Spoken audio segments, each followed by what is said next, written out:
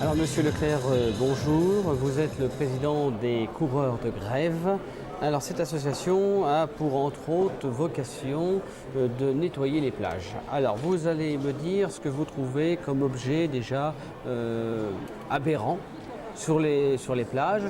Je crois que vous trouvez des seringues et quoi d'autre encore? Oui, on a été au sujet des seringues, on a été la première association à tirer l'attention sur ce qu'on trouvait des déchets hospitaliers sur les plages, ce qui était tout à fait anormal à l'époque. Bon, Sujet de contamination en plus? En plus, au sujet des contaminations, les gens portent beaucoup d'attention aux seringues. Mais quand vous pensez, je ne sais pas si vous savez ce que c'est que les applicateurs pour femmes, on en trouve en moyenne une trentaine au kilomètre. C'est assez aberrant également, sans compter tous les déchets toxiques, bidons avec tape de mort.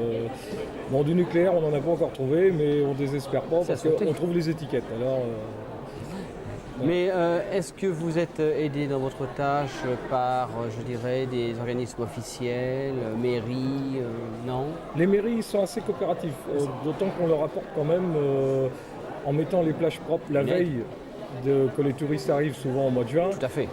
Forcément, ils peuvent pas beaucoup faire autrement. Par contre, conseil régional, conseil général, nos dossiers s'égarent assez souvent. Là, ça fait 2 ans qu'on a perdu nos dossiers de demande de subvention. On espère qu'ils vont être retrouvés. On peut peut-être en profiter pour lancer un appel. Oui, peut-être, ça peut servir. Sur le plan de la direction, l'ADIREN, qui est un organisme officiel, on est assez aidé de ce côté-là.